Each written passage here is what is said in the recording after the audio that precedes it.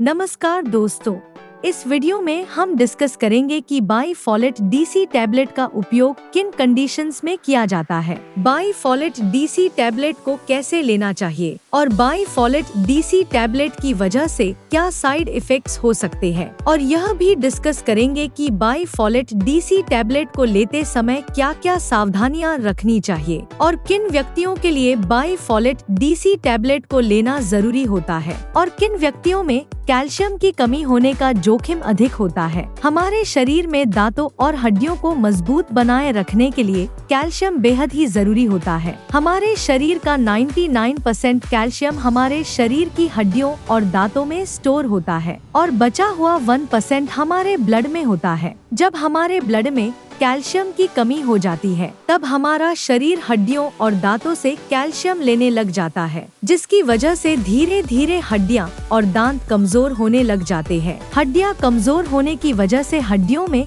हल्की सी चोट या गिरने की वजह से भी फ्रैक्चर हो सकता है। कैल्शियम की कमी की वजह से दांतों की जड़ें कमजोर हो जाती है और दांत भंगुर होकर टूटने लगते हैं और छोटे बच्चों में कैल्शियम की कमी होने पर उनके दांतों को निकलने में देरी हो सकती है या लंबा समय लग सकता है। बच्चों में कैल्शियम की कमी लंबे समय तक रहने पर उनकी हाइट भी कम रह सकती है। कैल्शियम की कमी की वजह से बच्चों में रिकेट्स हो सकता है और 19 साल से अधिक उम्र के व्यक्तियों में ऑस्टियोमलेशिया और ओस्टियोपोरोसिस होने का रिस्क अधिक हो जाता है। ओस्टियोपोरोसिस एक हड्डियों का रोग है जिसमें हड्डियां बहुत ही कमजोर व अंदर से खोखली हो जाती है, जिसकी वजह से हड्डियों में हल्की सी चोट या गिरने की वजह से भी फ्रैक्चर हो सकता है। शरीर में कैल्शियम की कमी होने पर शरीर की हड्डियों और जोड़ों में दर्द रहने की समस्या भी हो सकती है। कैल्शियम के साथ विटामिन डी भी लेना जरूरी होता है। शरीर में विटामिन डी की कमी होने पर भी कैल्शियम की कमी हो सकती है, क्योंकि विटामिन डी शरीर में कैल्शियम के अवशोषण में मदद करता है और शरीर में विटामिन डी की कमी होने पर शरीर भोजन से कैल्शियम का अवशोषण अच्छी तरह से नहीं कर पाता है, जिसकी वजह से शरीर में कैल्शियम की कमी हो सकती है। अगर आप कैल्शियम की कमी को पूरा करने के लिए अकेले कैल्शियम के सप्लीमेंट्स ले रहे हैं तो ऐसी स्थिति में आपके द्वारा लिए जाने वाले कैल्शियम के सप्लीमेंट्स बेकार है, क्योंकि विटामिन डी के बिना आपके शरीर में कैल्शियम का अवशोषण नहीं होगा और आपके द्वारा लिए जाने वाले कैल्शियम के सप्लीमेंट्स पेशाब के जरिए शरीर से बाहर निकल जाएंगे। इसलिए कैल्शियम और विटामिन डी को एक साथ लेना जरूरी होता है। बाईफॉलेट डीसी टैबलेट में कैल्शियम के साथ साथ विटामिन डी भी होता है, इसलिए आपको विटामिन डी के सप्लीमेंट्स अलग से लेने की जरूरत नहीं होती है। दोस्तों, अगर आपको वीडियो पसंद आ रहा है तो कृपया वीडियो को लाइक करना व चैनल को सब्सक्राइब करना न भूलें। अब हम डिस्कस करेंगे कि बाईफॉलेट डीसी टैबलेट का उपयोग किन कंडीशंस में किया जाता है। बाईफॉलेट डीसी टैबलेट का उपयोग शरीर में कैल्शियम की कमी होने पर, हड्डियों में फ्रैक्चर होने पर, रूमेटॉइड अर्थराइटिस और ऑस्टियोआर्थराइटिस होने पर, शरीर के जोड़ों, हड्डियों व मांसपेशियों में दर्द होने पर, न्यूरोपैथिक दर्द होने पर यानी नसों का दर्द होने पर, डायबिटिक न्यूरोपैथी होने पर, गर्भवती महिलाओं और स्तनपान करा रही महिलाओं के लिए ऑस्टियोपोरोसिस होने पर, ऑस्टियोमलेशिया या रिकेट्स होने पर, शरीर में न्यूट्रिशन की कमी होने पर, शरीर में दांतों, जोड़ों और हड्डियों को स्वस्थ बनाए रखने के लिए, और जो व्यक्ति मिर्गी या दौरों की दवाइयाँ ले रहे हैं जैसे फेनोबार्बिटल फेनिटोइन, उन व्यक्तियों को भी डॉक्टर बाईफॉलेट डीसी टैबलेट को लेने की सलाह दे सकता है। अब हम डिस्कस करेंगे कि किन व्यक्तियों में कैल्शियम की कमी होने का जोखिम अधिक होता है और किन व्यक्तियों को बाईफॉलेट डीसी टैबलेट को लेने की जरूरत पड़ सकती है। जो व्यक्ति शुद्ध शाकाहारी डाइट लेते हैं और दूध, दही जैसे डेयरी प्रोडक्ट्स का सेवन बहुत कम मात्रा में करते हैं, ऐसे व्यक्तियों में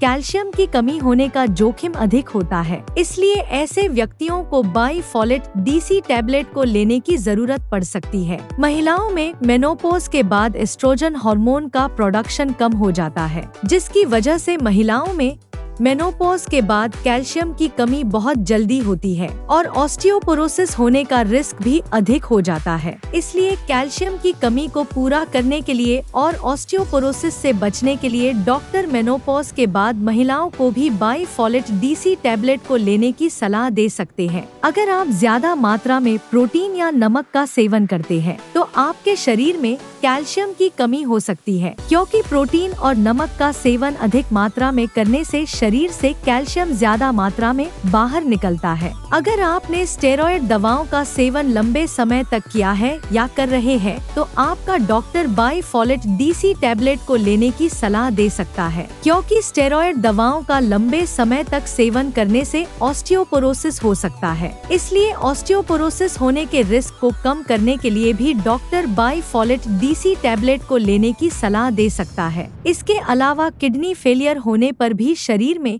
कैल्शियम की कमी बहुत जल्दी होती है। जिन व्यक्तियों को लैक्टोज इंटॉलरेंस की समस्या है उन व्यक्तियों में भी कैल्शियम की कमी हो सकती है। लैक्टोज इंटॉलरेंस की समस्या होने पर व्यक्ति दूध को अच्छी तरह से पचा नहीं पाता है, जिसकी वजह से भी शरीर में कैल्शियम की कमी हो सकती है। अगर किसी व्यक्ति को दूध को पीने के बाद पेट में दर्द, पेट में गैस, पेट में भारीपन, दस्त या स्टूल के अंदर फैट आती है तो ये लक्षण लैक्टोज इंटॉलरेंस के हो सकते हैं। अब हम डिस्कस करेंगे कि बाईफोलेट DC टैबलेट को कैसे लेना रिकमेंडेड होता है। बाईफोलेट DC टैबलेट को खाना खाने के बाद लेना रिकमेंडेड होता है। बाईफोलेट DC टैबलेट को आप हल्के गर्म दूध या हल्के गर्म पानी के साथ ले सकते हैं। आमतौर पर 18 साल से अधिक उम्र के ज्यादातर व्यक्तियों को डॉक्टर बाईफोलेट DC टैबलेट को दिन में एक ही बार लेने की सलाह देते हैं। बाईफोलेट DC टैबलेट की डोज उम्र, शरीर के वजन और बीमारी की गंभीरता के आधार पर कुछ व्यक्तियों में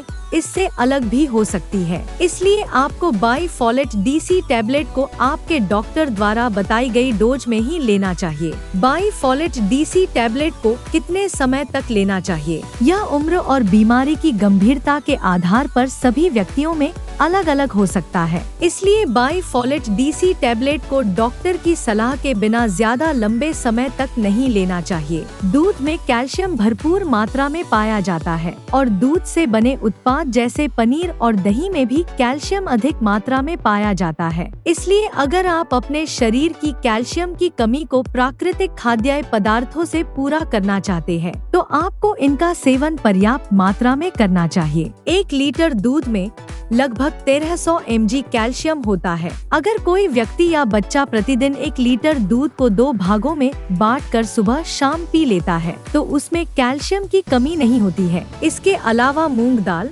बादाम, नारियल, सोयाबीन, आम, संतरा और आंवला भी कैल्शियम से भरपूर होते हैं। इसलिए इनका सेवन आपको भरपूर मात्रा में करना चाहिए। साइड इफेक्ट्स की बात करें तो वैसे तो बाईफोलेट DC टैबलेट एक बहुत ही सुरक्षित दवा है और ज्यादातर व्यक्तियों में बाईफोलेट DC टैबलेट की वजह से कोई साइड इफेक्ट्स नहीं होते हैं। लेकिन अगर आप बाईफोलेट DC टैबलेट को रिकमेंडेड डोज से ज्यादा डोज में लेते हैं तो इसकी वजह से ब्लड में कैल्शियम का लेवल ज्यादा हो सकता है, जिसको हाइपरकैल्सीमिया भी कहते हैं। शरीर में कैल्शियम का स्तर ज्यादा होना भी नुकसानदायक होता है। कुछ रिसर्च में यह पाया गया है कि ब्लड में कैल्शियम का लेवल ज्यादा होने से दिल से संबंधित रोग होने का रिस्क अधिक हो जाता है। किडनी में पथरी होने का रिस्क भी अधिक हो जाता है। इसलिए डॉक्टर की सलाह के बिना बाईफोलेट DC टैबलेट को ज्यादा डोज में या ज्यादा लंबे समय तक लेने से बचना चाहिए। अब हम डिस्कस करेंगे कि बाईफोलेट DC टैबलेट को लेते समय क्या क्या सावधानियां रखनी चाहिए। थायराइड की टैबलेट और बाईफोलेट DC टैबलेट को एक साथ नहीं लेना चाहिए, क्योंकि थायराइड की टैबलेट और बाईफोलेट DC टैबलेट को एक साथ लेने से थायराइड की टैबलेट का अवशोषण कम हो सकता है, जिसकी वजह से थायराइड की टैबलेट की प्रभावशीलता कम हो सकती है।